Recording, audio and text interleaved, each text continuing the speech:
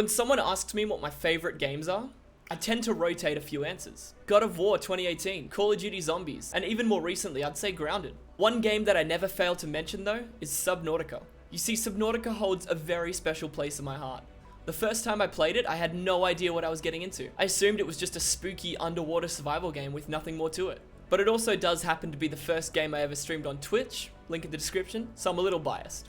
Despite my obvious love for it, the world seems to hold a similar opinion. People adore Subnautica for its refreshing take on an at the time oversaturated genre. So with all this success and love behind it, I can't help but wonder why 2021's Subnautica Below Zero was released to waves upon waves of division and hate. So today I want to ask that question. Why does everyone hate Subnautica Below Zero, and is it really that bad?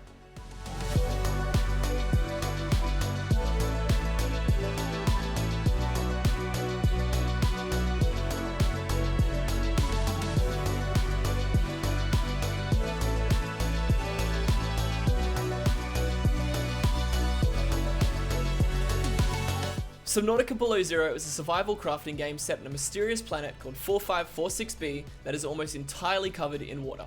That's basically it. Survive. Well, there may be a bit more to it, but we can touch on that later. I think now's a good time to mention that I'll be touching on story points from both Subnautica and Subnautica Below Zero, so if you want to remain spoiler free for those games, get out of here now. Still here? Well, okay then. So if we're trying to figure out what went so wrong with Subnautica Below Zero, I think the best place to start would be with what went so right with the original Subnautica released in 2018. Subnautica 2018 took the survival genre by storm. Choosing to focus on storytelling and exploration over break resource to build thing is what I believe was the secret sauce to the game's success. But it wasn't just the fact that a story was being told inside of a survival game. Subnautica is one of the best examples of environmental storytelling. Anytime you entered a new place, you were greeted with an environment that had something to tell you without the need for words. Sometimes it was as simple as a hole in the side of a life pod, telling you that something had broken in. Other times it was as complex as a giant alien gun sticking out of the surface of a planet ready to shoot anything that came near it. Anyway.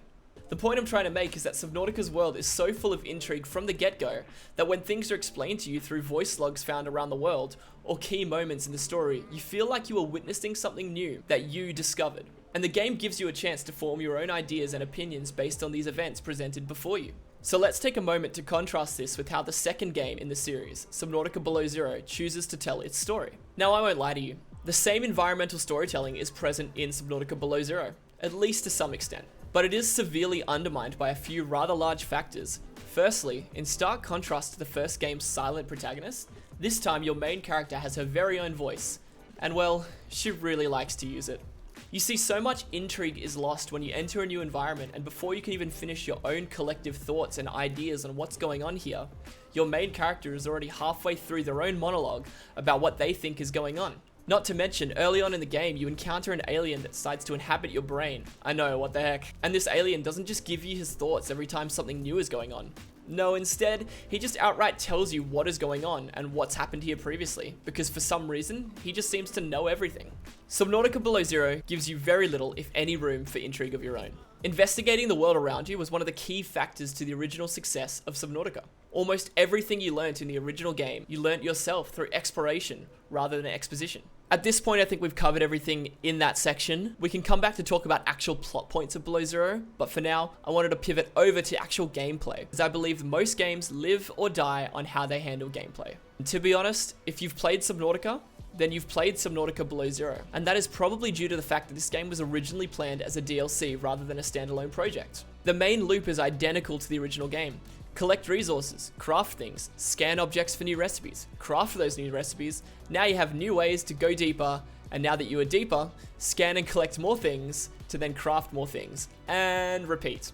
The main reason I think this has fallen somewhat flat in the eyes of the community is that it doesn't really offer anything substantially new. Sure, there are some new items, recipes, and vehicles, but there isn't anything that vastly shakes up the way you play the game. And so if you really loved Subnautica 2018 and just want more of that, well, you might find yourself mostly satisfied here. But at the same time, key additions from the first game, like the beloved Cyclops submarine, are just flat out missing. And that's due really to the developer's choice to downscale the world in Below Zero. Every environment in Below Zero is substantially smaller than that of the original. Everything is and feels more cramped, and while the vehicles are changed and made to accommodate that, I can't help but feel like it's a big downgrade from the freedom and exploration that was felt in the first game. And it's not just the world. Almost all the creatures in the game are so much smaller than their counterparts from the first Subnautica game. The Reaper Leviathan from Subnautica is roughly 10 meters longer than its fellow roaming Leviathan, the Chelicerae from Below Zero. That's just one example, but most creatures in the game are scaled down significantly to be able to fit in the smaller and more cramped world. One of the massive selling points for Subnautica Below Zero was the addition of a large section of the game being played on dry land. You see, the first game had very few and very limited amounts of dry land that you could walk on, and really once the novelty wore off, there wasn't really much reason to visit those areas again, unless you decided to build an above ground base. Now in Below Zero, there's a ton of dry land for you to explore, and a large part of the story takes place out of the water. I might hold an unpopular opinion here, but I mostly enjoyed my time out of the water. It for me was one of the only parts that felt like somewhat of a fresh experience. Now I have to admit that not enough effort was made to streamline the on-foot experience, as the clunkiness from the first game's on-foot exploration remains here. But I will say that between the Ice Worm Leviathan, the Snow Fox, and the cave exploration, I decently enjoyed my time here. And now for the story. I feel like this is a big point of tension in the community, so I'm kind of nervous to touch on it, but here we go. Where do I start? Maybe with the blatant disregard of the first game's narrative, or maybe with the completely useless plot devices, or maybe with the fact that when the story ends, absolutely nothing has been achieved. You see, the story of Subnautica Below Zero is an interesting mess to say the least. I won't be giving a play-by-play of the story, rather just highlighting areas that I thought were good and or bad. Firstly, why did the developers feel the need to remove key plot details from the first game? The whole point of the first game is finding a cure to the extremely deadly virus that not even an ancient, super sophisticated alien race could cure. And rather than being able to synthetically create it, we discover that it can be naturally produced by one of the species in the game. That was a beautiful ending to the first game because it reminded us that nature prevails despite human destruction and intervention. So why did some random humans synthetically create a cure to this virus in Subnautica Below Zero? Whose idea was this? Who wrote this? We spent an entire game figuring out how to beat this virus just to discover that we can't. But showing kindness to the Sea Emperor Leviathan gave us access to the enzyme. Yet here, a human creates it. What? In my eyes, this was Below Zero's biggest story-related sin, but unfortunately, it wasn't the last. The game ends with you and your new alien friend, which you've now built a body for, leaving the planet together and going to the planet of the Architects, which is the race of your alien friend. Only this just makes no sense. The only thing that was achieved is creating the new body for your friend. The virus, cured or not cured, is still locked away in a frozen cave.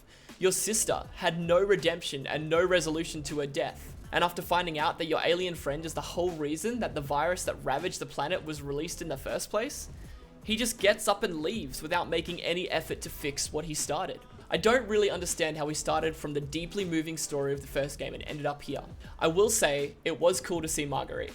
A character that was referenced in the first game was able to show up and become somewhat of an integral part of the story here. She was a cool addition and I enjoyed her interactions with both creatures and the player. Even if her survival from the events of the first game were a little far-fetched, it is a sci-fi game after all. So after all that, where do I land with this game? Is it really as bad as some people say? Well, it's complicated. The same gameplay I loved from the first game is still here, just kind of downgraded. The story I fell in love with is continued, but it just kind of feels like a parody. The large and frightening creatures are back, but none of them really feel like genuine threats due to their counterparts being much more menacing. Ultimately, Subnautica Below Zero is not a bad game. I do feel like if it was the first entry in the series, we would be praising it despite its flaws. But the reality is, it's not the first. And I think I've discovered the perfect way to describe it compared to its older brother. And here it goes. Subnautica Below Zero is not a total failure, as some might say. But despite being the second entry in the franchise, it drops the ball in too many critical areas, making the original game, Subnautica 2018, feel like an evolution on this formula, rather than the other way around. I really do have high hopes for the next game in the series. The fact that it's been revealed to be titled Subnautica 2 rather than 3 has me believing that the devs have seen and heard the cries of the community, learnt their lessons, learnt from their mistakes, and will deliver something that takes the world by storm again when that game finally releases.